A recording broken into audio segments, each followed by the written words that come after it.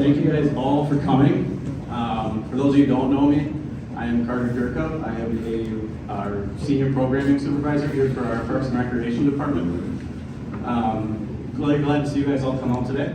As part of an ongoing effort to keep our Legends members connected with what's going on across the community, through classes, various speakers throughout the year, I invited two of our city leaders to join us today for the city leadership visit.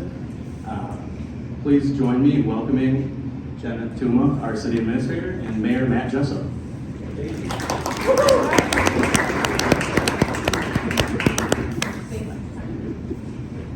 Yeah, this is going to test me here because I am a walker, so I'm going to stay in front of the microphone so they do appreciate being able to, for folks to hear. Yeah, so I'm the city administrator. This is not working here, Carter. It's going down fast. It's falling. Yeah. We'll go with that. Well, anyways, I'm the city administrator.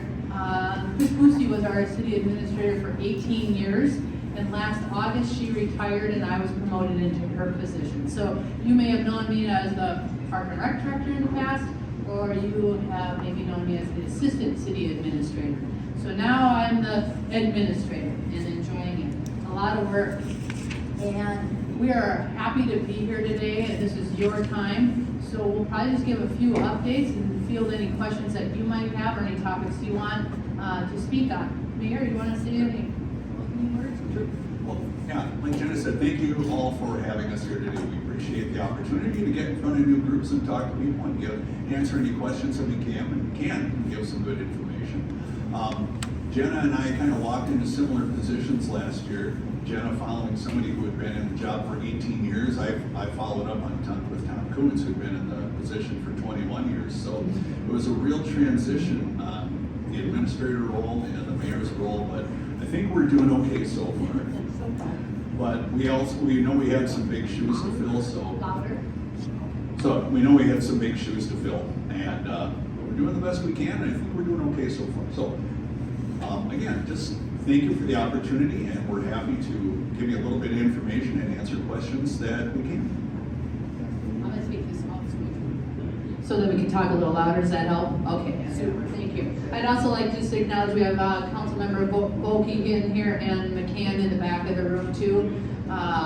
Yeah, so our seniors. I've been working, when I was the Park and Rec director, I worked a lot with our seniors group, with the recreation staff, with this space to make sure we were hearing about some of the needs that you were having down in this area, in this space, with freshening it up and make sure the program was meeting your needs. And we were just shifting out of that COVID time.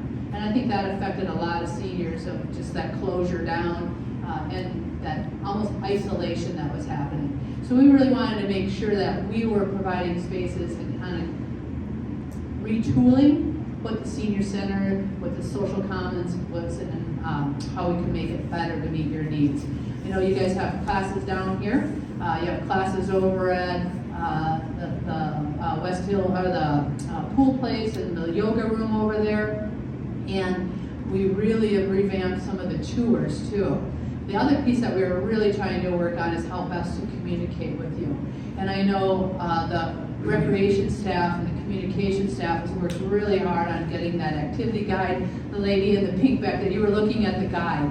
What we really did with that guide was put the information in there so you could see it, have it ahead of time, plan for it, and then have it mailed to your house. So the city really invested a lot in making sure that we were having that communication tool, that you were getting the right information. Because sometimes people would come here and pick up flyers, but we wanted to get it out to everybody. So that piece is mailed out to all, I think it's 12 or 13,000 residents in Owatonna and a little bit into Medford, so we can keep that information in front of you. I'd take questions from you if you want me to address some stuff, because this is your time, but if you have some information that you would like me to talk about, or the mayor to speak on, you can fire away, otherwise we'll just keep talking. Just a comment, you mentioned that you were promoted from assistant administrator to administrator. There was an exhaustive search that you did before this student was hired. It wasn't allocated next to one. We looked at it. I think over time educated, you should all of them, so we're just in this position, and it's too easy to go too close to. So I'll repeat what Dan said so everybody could hear it, is that Dan loves me. Thanks, Dan. What he said is, when I moved from the assistant to the administrator role, that there was a big effort to recruit nationwide, even locally too, for the recruitment of that position. And the process is not easy, I can tell you that. There was numerous interview panels. But anyway, so what Dan was pointing out is that I rose to the top, I think is what you said, right, Dan? Give me the nod? Okay, and then you're really like. Any other thoughts that you have? How's the programming going? How are you guys enjoying that? Are we meeting your needs on program needs? I know you come for some of the exercise groups, you go on some of the tours. You're coming, I know you have bingo happening here that I've been told to get out afterwards, Jenna, because bingo's happening. How's it going? Tell me, are you enjoying it? Oh, much. I've been coming here for many, many years. I've been coming for many years to bingo. I love it. Other programming? Things are improving. Good, I'd like to hear that. Yeah, Yep, thanks to Carter. good, super. Hats off to Carter. What Yes. are some of the big improvements that you feel have happened over the last week? We get more notifications. Now there's information in the newspaper. The flyers are very helpful. We get emails. One thing I'd like to see is, and I don't quite understand the privacy issue, we have an annual meeting yearly, and we have 235 members, but only approximately 60 people are invited because we don't have phone numbers and addresses for all of the members. So not all of our members are able to attend some of the bus trips, the annual meeting. And if we're part of Park and Rec as senior citizens, why are we not allowed those addresses? Welcome to government data practice or protection on it. But I believe what you're speaking to is the Senior Inc. Group and partnering with Park and Rec. Correct. Yes, and so I know we've worked on numerous ways to try to bridge that gap of like having content that you give to Park and Rec, and then Park and Rec would push those out. Because the membership happens, I think, through Park and Rec. Yes. And then the Senior Inc. is the group that is doing some of the programming too. Yeah. So it sounds like we still have some more work to do on making sure all the members are getting the information. And they're not. So that sounds like an opportunity for us. I mean, there's a lot of outings that are canceled because we can't fill up a bus. So not everybody's being notified. And not everybody gets a newspaper. And that's why we made that investment into that activity guide, to make sure that at least got out to people, so if you're not in the newspaper or on social media, that you're getting that content from there. So it sounds like we got a little bit more, there you go, Carter, a little bit more to keep closing that gap. But we do have to protect people's data, and so that is our responsibility too. So I understand that it can be frustrating. So, other thoughts? There was a comment, yes? I really enjoy the 9 o'clock exercise class, but it is getting really crowded. I don't know if there's any thoughts of adding another class. I don't know what happened, but all of a sudden I've been doing it for over a year, there's a lot. So you like the 9 o'clock exercise class and it's getting crowded, which is a good thing. What is the exercise class? Is that here in here or is this space here? I can come on up. make a point to that. I can walk down. Yes, part of the reason in the last, probably month or so, the exercise class numbers have really jumped is that we currently have some issues with our pool. So a lot of our water aerobics participants have shifted on over to our strength training and arthritis classes here. So once that pool's back, hopefully it'll make some more room here. Well, I have to argue that, but we both. Okay. Yeah, the people that I'm seeing in the 9 o'clock class are not people I recognize from the. Okay, that was one of the, Eileen was the one that shared that information with me, but I may be incorrect, I'm sorry. No. How many people are at your class? I agree that it's crowded, but I think we have room for 10 or 15 more. Okay. We make it work. Yeah, oh, so is it just crowded on space-wise? Oh, yeah. And is it in this space right here? Yeah. In fact, I took on this morning and it was full, so I left. That's not it. Is there solutions or ideas that you have on how we make it, I didn't think it was that crowded. okay, so everybody's got their comfort level of what's crowded and what's not, but if you're used to not having everybody there and there's people there. So maybe we could look at having additional classes too. Yes, for sure. So maybe we could do that, since we're getting some new people, which is great, that's what we'd like to do. Thank you for that feedback. There was a question out, Linda had a question there. Are there any plans to incorporate the pool in the, if there ever was a new community center? And will there ever be a pool under one roof for everyone? You know, with the West Hills pool kind of having its issues, which I don't know all what they are. But it's hard getting in, you know, getting in and out of that. That was the senior, right, in and out and all that.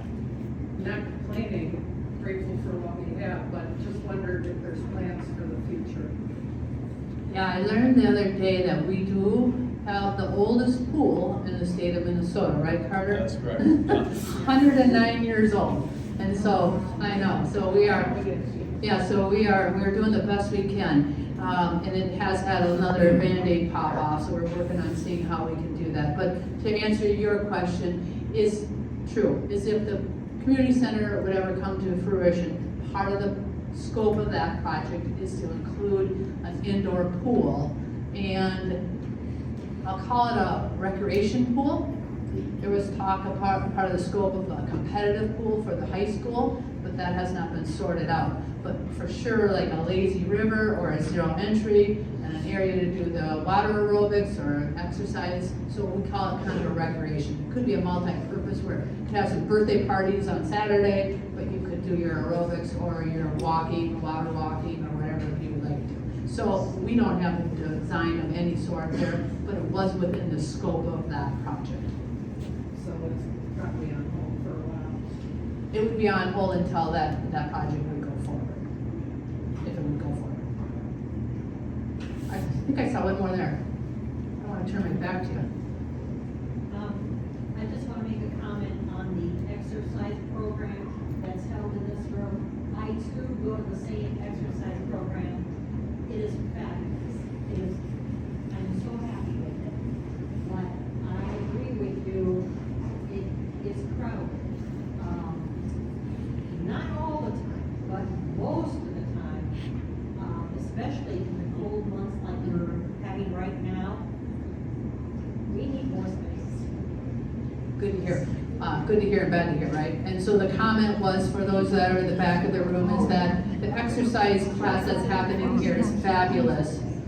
Sometimes it's busier than others in the winter, during summer, and we should be considering and looking for some additional space or more classes to spread it out. Because I think more people would come if there was more space. And I hesitate to tell anybody about it because it's so crowded already. So is there a different time that you would suggest, hey, maybe if you do a class at this time too, to add an additional, because we can't expand the walls, but we could add additional time slots. I love the time, 9 to 10 is perfect for me, I don't want to change to anything else, but, and I don't know who you get to instruct, an additional class. Sure. There you go, Carter, you taking notes? I'm taking notes. He's taking notes over there. Super, thanks for that feedback, appreciate it. And I'm glad that you enjoy the classes. I've heard that over several people, really like connect with their instructors and have fun with their co-exercisers. Others? This is changing the subject completely, but your new fire department and police station, they're saying that you have to build for future growth, that Owatonna is gonna grow 20,000 people by 2040. What's gonna bring them to this town? There ain't no big paying jobs. Washington's laying people off, Truth's laying one job. There's more jobs leaving Owatonna than there's coming. So what's gonna bring 20,000 people to Owatonna in the next 10 years? That's a great question. What was the question? Oh, I'm sorry, thank you.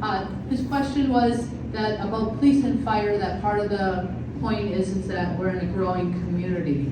And he's asking what would be bringing people to Owatonna for the additional jobs or additional population.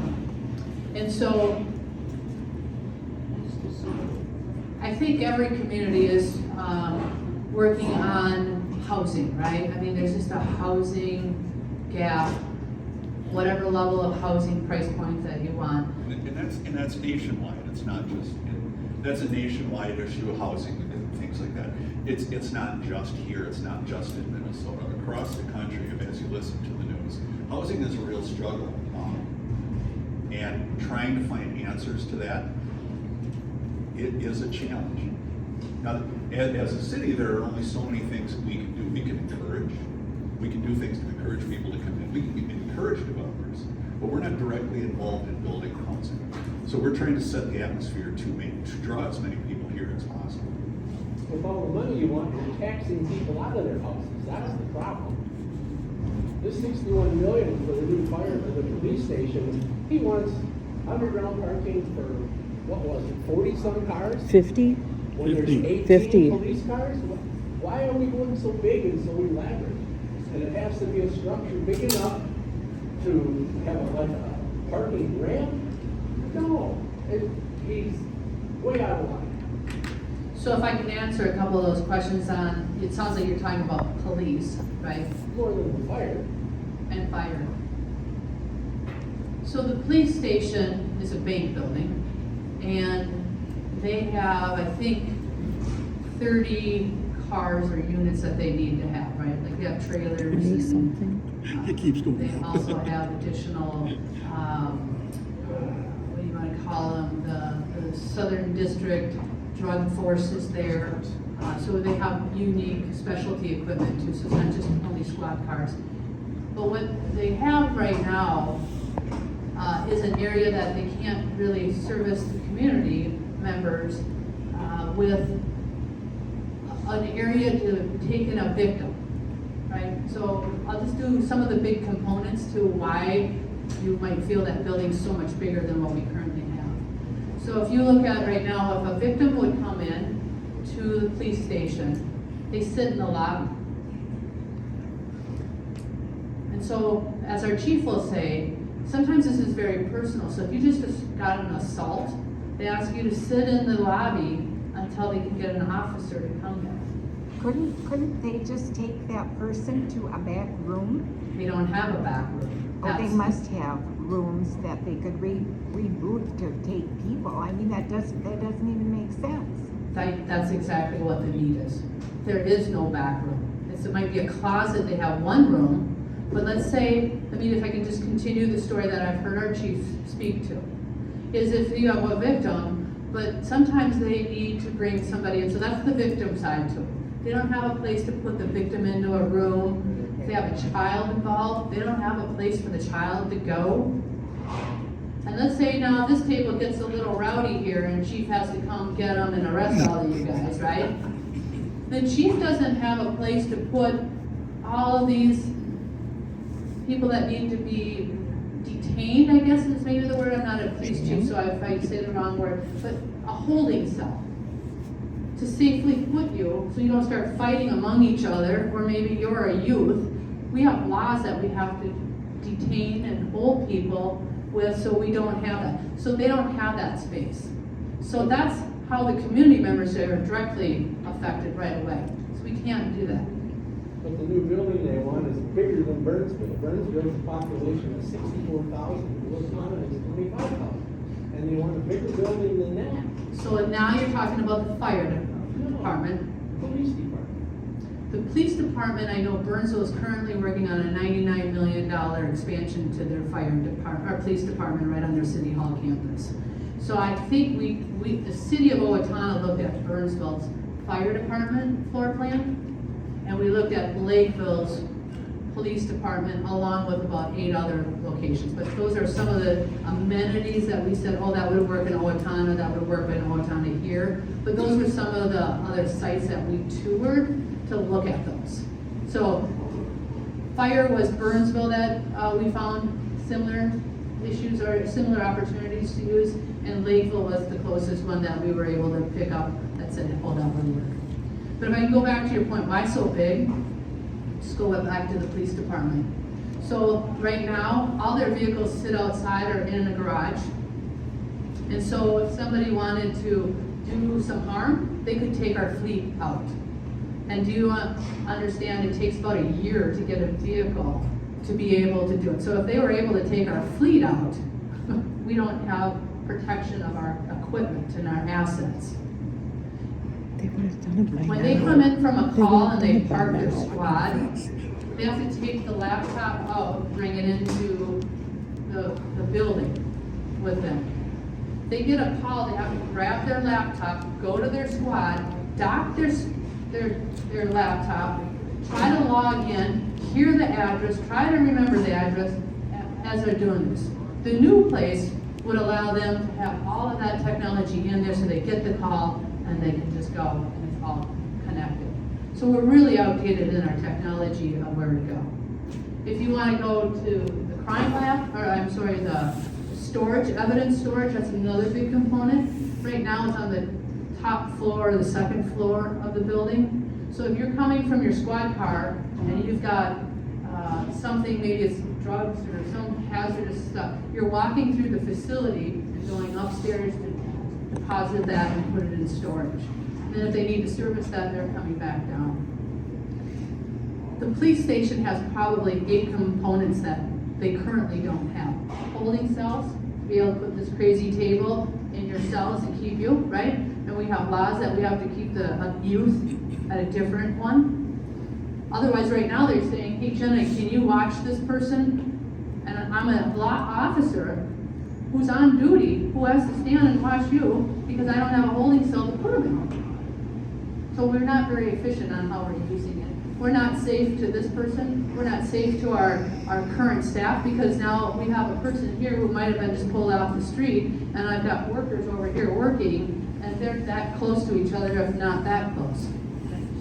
So that's a real concern for our chief. That's a concern for me as your administrator, and I think it's a concern from our council and our mayor, that we need to be able to give our facility people a place to do that.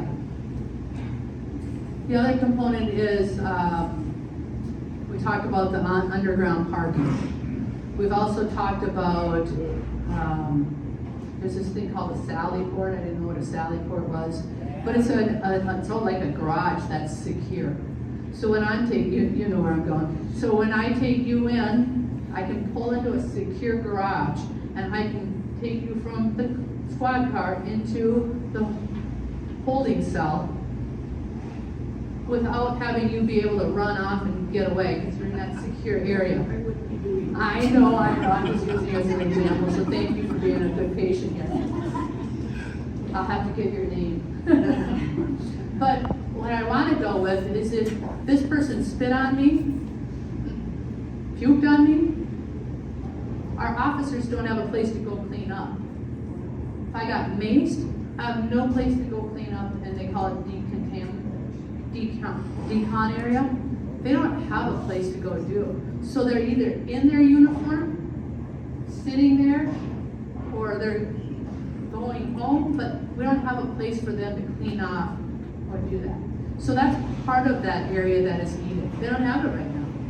So we had an IT guy say, I was there working on a computer and I couldn't understand why my eyes were rubbing, and all of a sudden everything was itching because the person that they were working next to had been sprayed with mace. But they don't have a place to go get cleaned up at. So that's what we're just asking for. A good place for our officers to be able to do their job, do part of what their job requires them to do.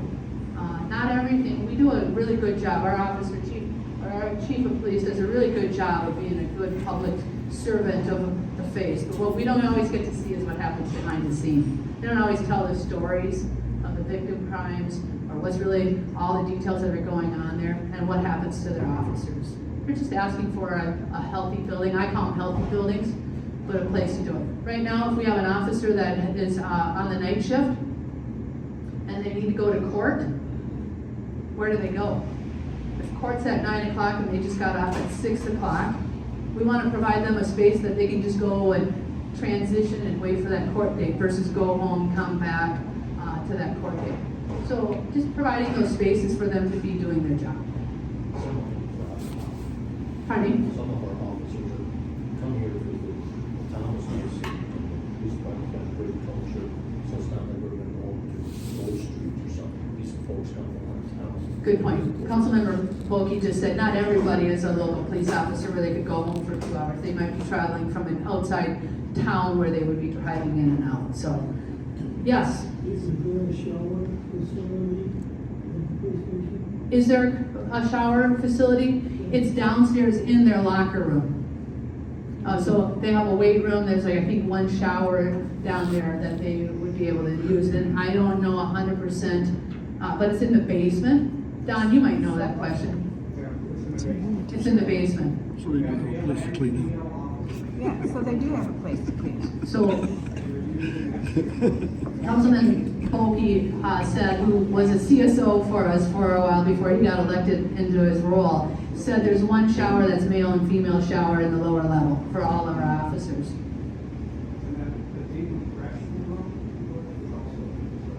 Downstairs. So if I can just go back to one bit about building it, so what we're really trying to do is just design it for the future, to be able to grow with the future. But what we're asking for is nothing more than what's needed today for the next, I'll say, 5 to 10 years. So it's to meet our need right now there, but they're designing it so it can be expanded. So we're trying to be smart on how we're building it for the future, but we're not physically building it, we're just designing it to meet future needs. So if we get 20,000 additional people, we don't need to come back and say, hey, we need another X amount of millions of dollars to build a new or add on to a new site. It's designed to be added on to.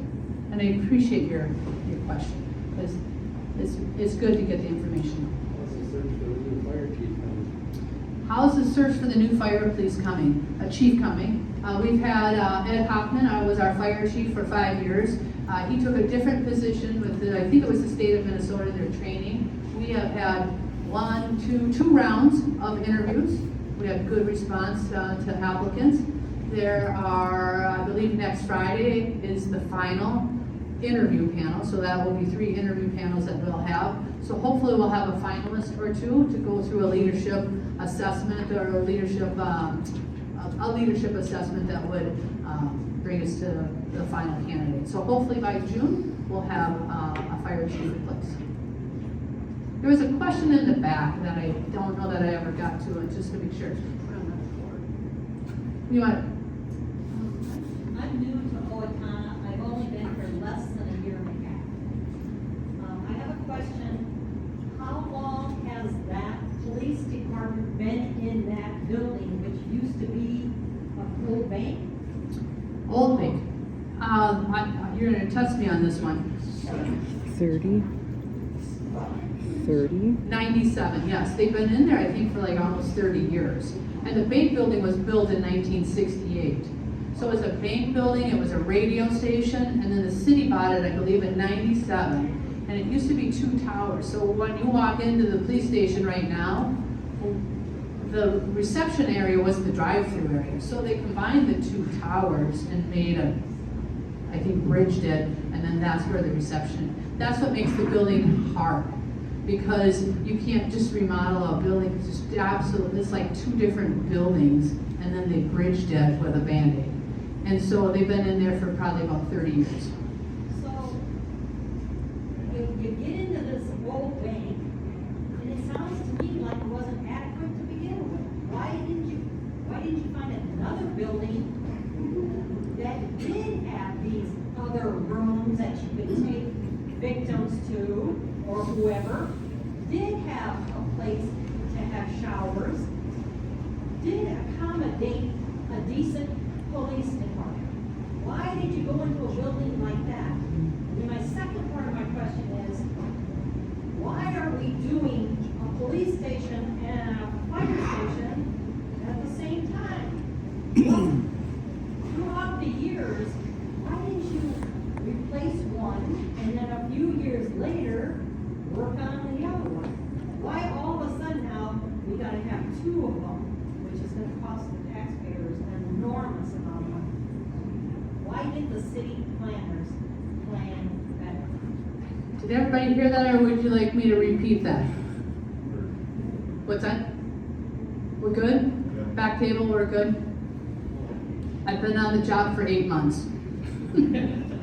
I've been here for 5 years. I see your concern. right? I can't change the past, and I'm not here to throw stones at them because I don't know what they went through.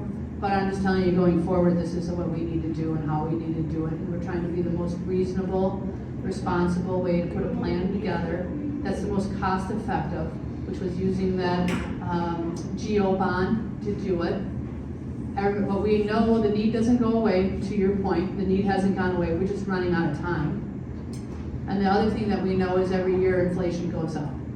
And so the price just continues to go up if we don't do something. If we would have done this 15 years ago, 20 years ago, we would have been talking a different price point.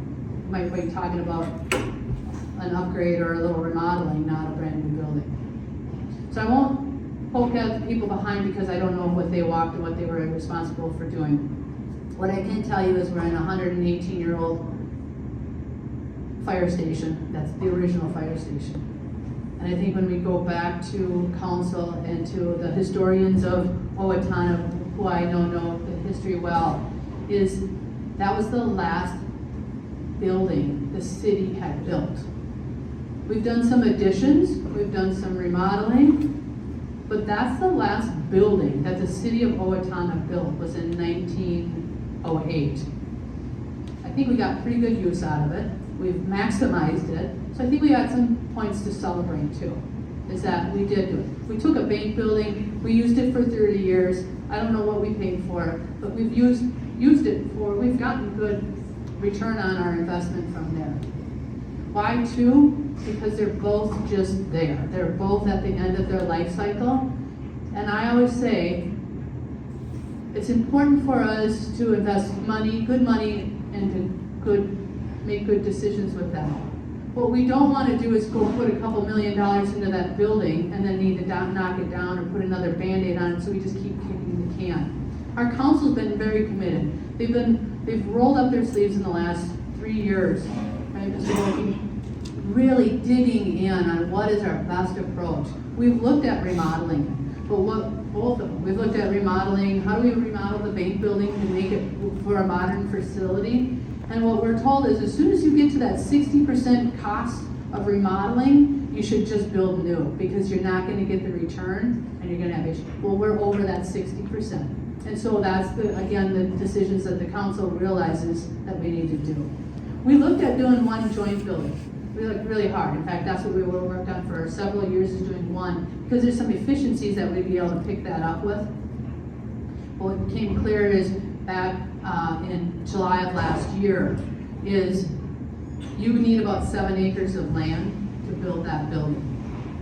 And to be able, the fire requires us to be centrally located. So if you have a 911 call, we can get to you as quick as we can. We were looking at putting that joint facility down at the current law enforcement center, but it would require us to take about 18 homes to do that. So the 61 million, or whichever number you want to use, 61, 65, did not include land acquisition. So that was just going to increase the cost of the project if we had to buy homes. We just heard we have home challenges, that we don't have enough homes for folks. Well, council wasn't feeling comfortable to take 18 homes if we already have a housing challenge. And then some of our council members say, well, then you're taking taxpayer dollars off the tax roll, so now you're reducing the amount of people that are paying. So just trying to be financially responsible on what's the best approach and how to do it. So because we needed to go with 2 buildings, because when we were looking at West Hills as one location, we realized it added 5 minutes to our firefighters to be able to come in, probably because they live on that side of town, to come to the fire station and then go back probably to that side where the people live, on that side of the community. So it added about 5 minutes to the response time. Our council members and staff were not comfortable on saying, hey, we know we can save $4 million, but it's going to cost those 911 calls to potentially be 5 minutes longer in a response. That's where we said, we're not going to put money above people's safety. And so they made the decision to split it in 2, because we weren't able to find that one property downtown that was able to do that without taking all the houses. We looked hard at Pillsbury site, ideal site. That owner wasn't willing to sell. Our council wasn't willing to say, we'll take the property. Oh, bingo people are coming. So I just wanna let you know why we went to 2 sites, why we need both buildings at the same time. We can talk fire the same as we can talk police. They come in from a call, they don't have a place to take a shower. That is they have like a very clean space and a contaminated space. And in fire business, they keep it very, this is clean, this is dirty. Right now, we're kind of commingled. They start vehicles, their gear is right there, it's there again. It's being contaminated again. They don't have a place to do adequate training inside this. We're reusing a stairwell, our new design, we're putting a stairwell in there that they can use as a training area. So we're trying to use the space as best as we can, is using those as training towers plus stairwell. So just making it a little bit wider so we could do some training in there. These are really well-designed buildings. There was a question over here. Can I get this one? I'm just wondering, how many acres on the West Hills campus are available to you for this police building? How many acres are available? I believe the campus was once 40 acres, and I believe it's down, Dan, you know, we're at about 20-some acres. The existing campus is 42, that's the historic But district. it seems to me if your location is the sliding hill, that doesn't give you room for your beginning structure, let alone expansion. So if I had the designs here, I could show you where they were looking. So when you, if you looked at the way the building is situated, you would have the Sally Port here, which is the garage, and then you would have kind of the administration right there, and you would have the tuck under garage coming underneath there. The tuck under garage, so the footprint of the building is a little bit bigger than the main ground floor. So if they were gonna expand, they would just build over the rest of the underground garage. So the footprint's already there. It's just that they're not developing the whole first level to its capacity. So they're designing it to be able to do it, and I'd be happy to show you the design to show you how it wouldn't need additional acreage. They would just be using the footprint that the building's already on, but not fully built out. It just seems to me it would be more sensible to go like out west of town on County Road 2, where there's plenty of wide open land to purchase, and you'll never have to worry about expansion. Just buy enough to take care of future needs, and then you could put the fire and the police together and out there, or someplace where there's room to be had. Yeah, the question was is why not go further out and buy land so you can put both buildings on there. And one of our key things that we have to have on both of our buildings is they need to be centrally located. Fire for sure, that's why downtown is centrally located for the radius to respond. And that affects all of us because that's does our insurance, right? That helps us with our insurance. If you have a fire department that can respond within so many times, that helps everybody's insurance. The police department doesn't have to be literally downtown, but they need to be centrally located again. So that's why this campus meets that requirement. If you push them out to the outskirts, they're not so centrally located any longer, and that takes away their effectiveness. But if they're centrally located, that doesn't help anything, because no matter your emergency is never going to be centrally located. They know that most of their calls that have people living in the homes are the kind of the east side of town. So they know where their calls come. They do get industrial calls, but those are usually a fire alarm goes off, or if they're more of a false alarm. What they're concerned with is where people are sleeping and living. And so they need to be centrally located so they can get to those homes. How close is it going to be to this building and the parking lot? So where it's located, the design is you have this first parking lot that probably many people have parked in. Then there's that parking lot that's a little bit east of that. That parking lot would be repurposed or shared, and then the building would be to that side. So when you come up the drive and it kind of angles to the left in that fork in the road, where the fork is would be where probably approximately where you would drive down into the underground parking. So it's that way using that hillside. Yeah, let me just grab this man behind you. the city did build a law enforcement building back on Oak Street in Maine. And that was, when they went to the bank. So they were on Oak and Main, and then they went to the bank. Yep. Yeah. And I was just curious on the cost of what that was, with inflation and everything else, and how much this was gonna cost.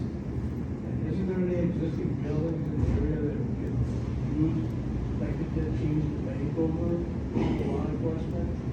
We already have, so taxpayer doesn't have to pay all this extra money that I suppose the city feasible anyways. The other thing I have is the elderly, limited income.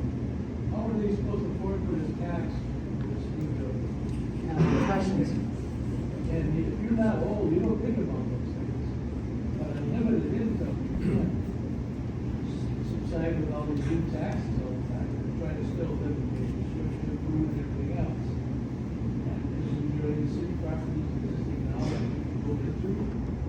We probably looked at about 15 different sites and 20 different versions of those sites. We looked at everything, this How group. about the old high school?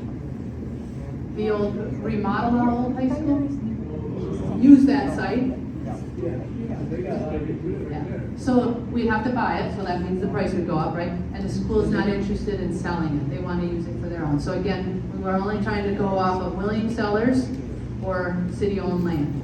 Okay, then they all have something. Do you have any idea what the percentage of tax on people would be for this pay along with building? So using, if we were going out for bonding this year, right, because that's what we were figuring, bonding for 2026, on a $300,000 home, I believe it was $35 a month. And it was for 2 facilities, and some people think it's 61 million times 2, but those are the 2 together. They're approximately half and half, so it's probably, police is a little bit more expensive than fire for the most part. So what's that divided by 12? Really? So you could try to do that, but we would have to invest a lot of money into these buildings to buy time, and so that's throwing good money after bad buildings. And then the cost of construction continues to go up. I did want to go back to your question of how does somebody on a limited income or a senior go? On our website, and if you need help, I'll get you there, but there's 2 options where you can get an exemption or you can get deferred. And so you just put your number in there and it'll tell you, and it gives you the resources of where you would go. So there are options for people that have, or even if your property tax goes up so much, you can get a credit back. So there's different areas that I'm more than happy to share with you. They're on our website. Elders have spoken about them several times at our open houses. There are some options for people that do have fixed incomes or their property tax goes too high. Yeah, where are those? You are? Yes, Okay. what I'm talking about is I'm not one of those limited income. The money I save to work for retirement, I don't want to keep on spending it on taxes on these things. I agree. I mean, who does? Who wants taxes? But I think we can all agree that our core services of police and fire are really our core services. So we've heard over and over that no one's against police and fire. We want to take care of our neighbors, and we can see the investment that it is in our community. I want to go here. How do families feel about all the trees that were planted, remember their loved ones that were Bingo. cut down? I don't know of which trees those are unless you can tell me here No, what they but are. I'm sure the families don't know, and I'm wondering how do those families feel with all those trees coming down, and they planted, they paid to have the tree planted in memory of their loved ones. And this West Hill supposed to be historic Yeah, good question. landmarks? Yeah, it is historic, and I think our council bought it in 1974. But they also bought it in 1974 to make it a government campus. And so they're kind of doing 2 things, right? We've seen them invest in little theater building, and they're $5.2 million just a few years ago because they are invested in, I mean, I've learned that they want to keep this campus to look and feel, but they also are trying to make it a usable campus for the taxpayers too. So trying to balance that between keeping that historic look, telling the story, making making sure that we're respecting the history, but also using it as a taxpayer resource and asset of saying, how do we use it best, other than trying to spend $4 million to try to buy a piece of property somewhere. So again, trying to be reasonable on what we put forward on this project. Mayor, I know we gotta wrap up here.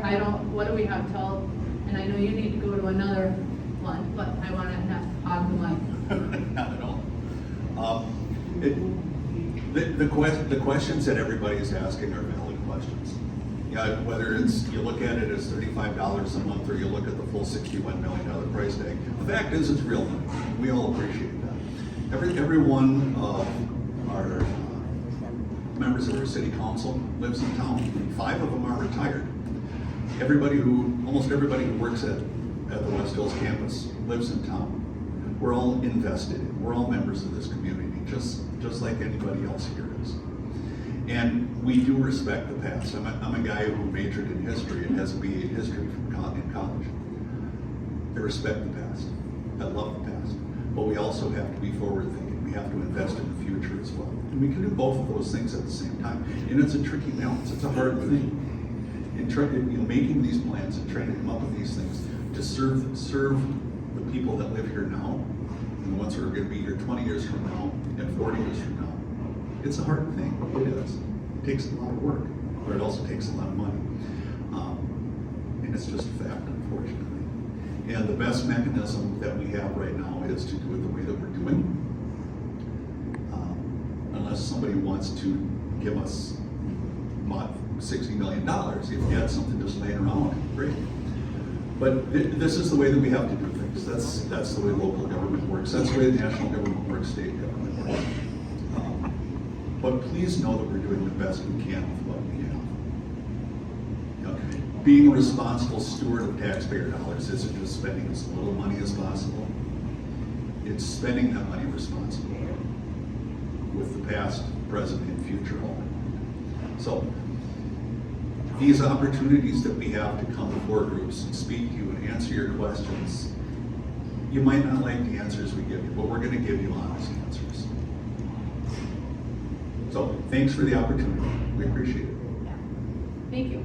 And I know the mayor needs to leave, but I'm more than happy to stick around and answer any one-on-one calls or questions that you have. Mr. Boki, you got anything you want to add? I just want to clarify the West Hills. West Hills. My name's Boki.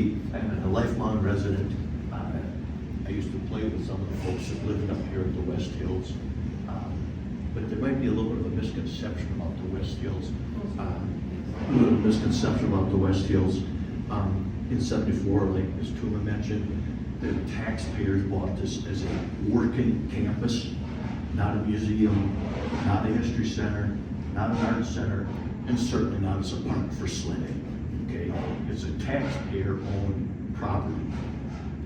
We looked at this, and I'm not advocating for or against, because whatever everyone decides. But I am saying that with working with state historical preservation folks, that this that we build, if it's built here, will blend in better than this building. It'll blend in better than the tennis center. It'll be just as nice as an addition to the council chambers, and just as nice as what we did at Merrill Hall. That the historical society was here and helped us and pointed out the right way to go. And to your question, ma'am, past councils kept kicking the can down the road because we were too conservative. We can spend that money, and now we're 118 years later on the fire hall.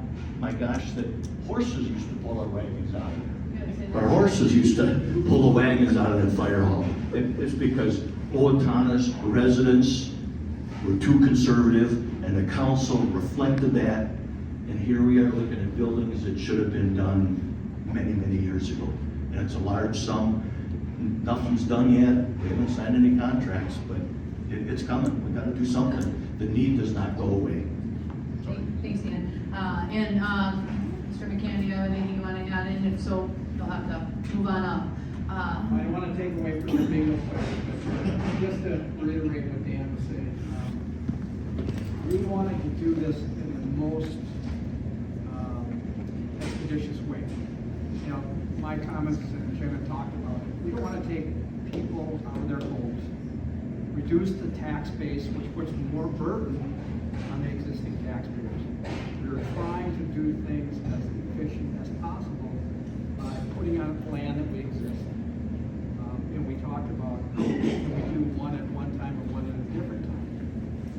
Essentially what we're doing is we're taking the police station out of where they are, centrally located. We're gonna move them, if we would, temporarily to some land acquired at the old Jefferson School, or the district office. I actually went to Jefferson. And then we're gonna tear down the existing law enforcement center and put the fire station. And then we're gonna come up here and start working here. We did a lot of things ahead of time. We went last year to the state and asked them if they could help us doing some of the bonding. They didn't have any money. Essentially what they said is, you need to do it on your own. So that's why part of this is so expensive, is we would love to have gotten money. Like the wastewater treatment plant, they helped us on that. Otherwise, we as taxpayers would have to pay for it. So again, we're trying as much as possible to reduce the cost as best we can. We did go to the West Hills Commission. They looked at it. I mean, they're not super excited about building it here. They looked at the plans between what the architect did and said, hey, you know, we understand you're trying to complement the look. We don't want it to look exactly the same, because that takes away from the existing historical perspective, but it complements very well. So we want to try and be great stewards of your money, because it's our money too. I live on a fixed income. Dan lives on a fixed income. All of you do. So again, we're trying to be as good as we can stewards of money. My mother, 92 years old, lives in her own house. She said, hey, I am for this, because she has utilized those services that we provide. Yeah, she had to look at certain things. I do her taxes. So she had to do the rebate, she had to do some of the other things, but they are getting way back. So there are some things that we can do to help you to work on limiting some of those costs. I've talked long enough, I don't want to take away from your bingo time. Hopefully that answered some of the questions. To your question now, I have no idea why the other councils didn't do something. I've talked to some of the past councils, and they essentially said, oh, we kicked the can down the road. And now we're stuck with it. What do you do? To Dan's point, what do you do? We need it either now or never. So, but thank you for your time. We appreciate it. The feedback that you provided us is really, really good. So, and to Jenna's point, I was on the police reserve. We didn't have a place to train. We actually had to come up to the West Hills gym to train. And I've seen the entire police department have to go there because we don't have a place to train. My reserve car, it was down at the city shop. We had a snowstorm. I had to dig the car out in order to utilize it. So again, there are things that we need to do. So please take that into consideration when you look at where we go forward. Thank you for your time. Appreciate it. On behalf of our council, our mayor, myself, Carter, thanks for the invite. Appreciate that.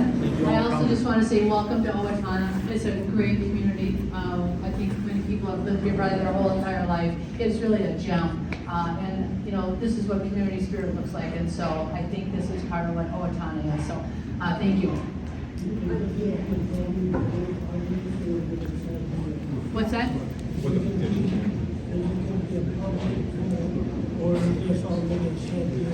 So the question was about the petition. The petition was filed last week. We have 10 days, business days to review it. So we're just in the process. So let the process play out, but we have 10 business days to respond to the petition. Thanks for the question. Thanks for your time.